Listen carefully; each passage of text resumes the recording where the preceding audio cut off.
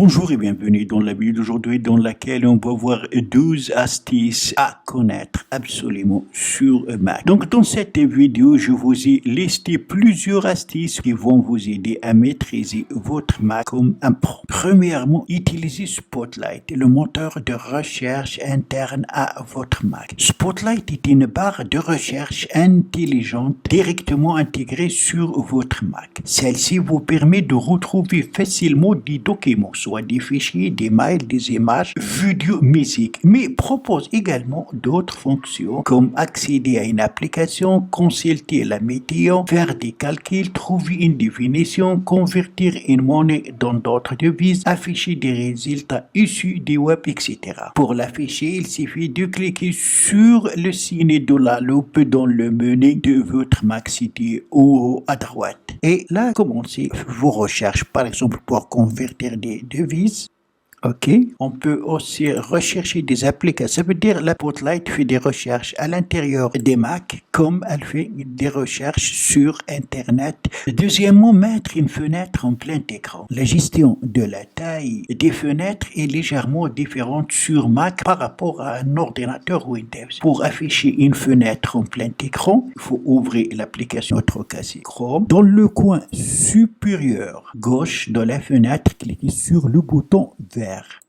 Voilà, maintenant l'application est affichée en plein écran. Vous pouvez également utiliser le raccourci clavier CTRL plus commande plus F. Pour quitter le mode plein écran, survolez ici avec la souris et cliquez une deuxième fois sur le bouton vert. Troisièmement, affichez deux applications en même temps avec Split View. Sur Mac, la fonction Split View s'avère très utile. Elle vous permet de diviser votre écran afin d'afficher deux onglets en même temps et ainsi de gagner en productivité. Pour diviser votre écran, ouvrez les deux applications concernées. Donc on a ici déjà l'application Chrome est ouverte. On va ouvrir une autre, que ce soit par exemple l'application Plan. Voilà. Donc, j'ai deux applications ouvertes. Donc, il faut aller sur la première application, rester appuyé quelques secondes sur le bouton vert qui apparaît dans le coin supérieur gauche de la fenêtre. Un menu déroulant s'affiche. Choisissez donc placer à gauche ou à droite.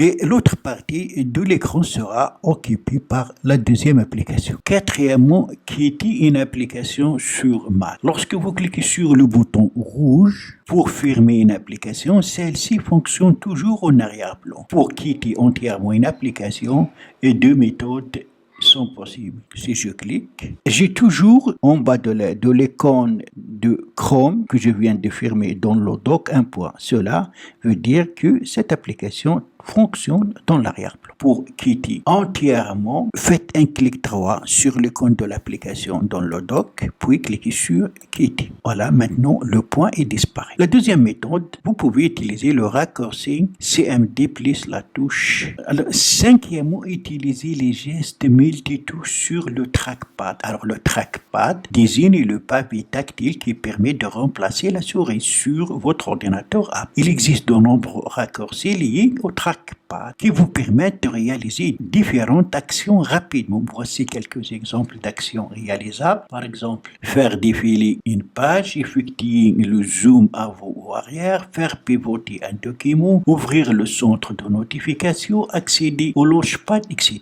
Donc, il est tout à fait possible de personnaliser le geste associé à une action. Pour créer vos propres raccourcis, cliquez sur le menu de pomme ici, ensuite préférences système, et là, vous allez dans Trackpad et vous avez la possibilité de zoom avant ou arrière, pincer avec deux doigts, zoom intelligent, toucher deux fois avec deux doigts, pivoter avec deux doigts, geste supplémentaire, balayer entre les deux pages, faire défiler latéralement avec deux doigts, etc. Pour changer, cliquez sur la petite flèche et choisir une autre action. Sixièmement, utilisez le centre de contrôle de votre Mac. Le centre de contrôle regroupe plusieurs plusieurs raccourcis et commandes supplémentaires. Pour accéder au centre de contrôle, il suffit de cliquer sur l'icône avec les deux curseurs ici, voilà. Ensuite, vous pouvez activer ou désactiver le Wi-Fi, activer ou désactiver le Bluetooth, activer ou désactiver AirPod, activer le mode concentration, modifier la luminosité des claviers, de l'écran et régler le volume sonore, etc. Septièmement, utilisez le centre de notification. Le centre de notification vous permet d'accéder à l'ensemble de vos notifications. Pour accéder à cet onglet, il suffit de cliquer sur la date et l'heure affichée dans le menu de votre Mac ou haut à droite de l'écran. Vous trouverez ici donc vos notifications. Vous pouvez également ajouter différents widgets à ce menu. Pour cela, cliquez sur modifier les widgets et vous aurez des widgets ici que vous pouvez ajouter. Pour ajouter une, il suffit de cliquer et glisser.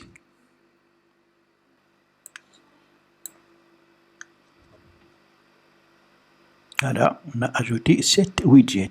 Huitièmement, démarrer un Mac en silence. Lorsqu'on allume un Mac, l'ordinateur émet un fond sonore peu discret. Heureusement, il est possible de désactiver le son de démarrage. Pour ce faire, cliquez sur le menu Home, ensuite Préférences Système, ensuite allez dans Son et vous avez émettre un son au démarrage. Vous pouvez désactiver ici et à partir de maintenant, votre Mac au démarrage ne mettra pas un son. Neuvièmement, faire une capture d'écran sur Mac. Il existe plusieurs manières de réaliser un screenshot sur Mac. Les raccourcis clavier Shift plus CMD plus 4 capture d'une partie de l'écran, Shift plus CMD plus 3 capture d'une fenêtre entière.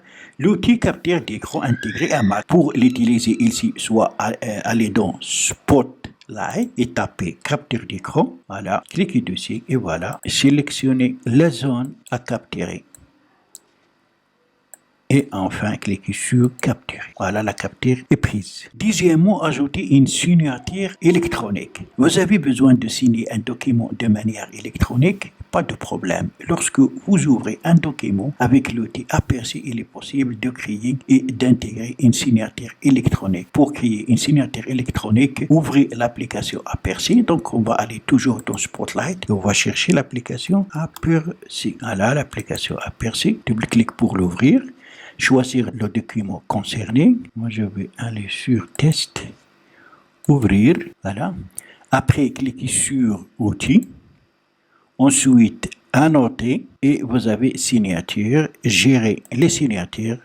Ajoutez ici votre signature, soit à partir de trackpad, à partir de l'appareil photo, où vous pouvez signer avec votre iPhone. Une fois fait, cliquez sur Terminer. Intégrer des emojis facilement sur Mac. Lorsque vous saisissez des textes, l'ordinateur d'Apple propose un raccourci clavier pour accéder à un onglet qui regroupe tous les emojis. Pour ouvrir ce menu, appelé visualiseur de caractères, utilisez le raccourci clavier suivant CTRL plus CMD plus barre d'espace. Et voilà, vous avez une panoplie d'emojis que vous pouvez insérer dans votre caisse. Il ne vous reste que sélectionner l'emoji à ajouter dans le texte. Et deuxièmement, fusionner des documents PDF facilement sur Mac. Il existe donc une fonctionnalité très pratique sur Mac qui permet de fusionner plusieurs PDF ensemble en un clic. Pour réaliser cette procédure, sélectionnez au minimum 2 fichiers PDF. Donc voilà le premier fichier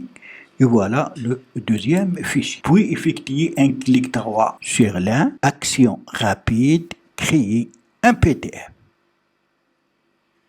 Et voilà, on a créé un PDF qui a regroupé les deux fichiers dans un seul fichier. Voilà, donc c'est tout pour cette vidéo. Merci de l'avoir suivi. Surtout, n'oubliez pas de la partager avec vos amis sur les réseaux sociaux. Et si vous êtes pour la première fois sur ma chaîne, n'oubliez pas de vous abonner et aussi activer la cloche pour recevoir les notifications des nouvelles vidéos. À la prochaine fois.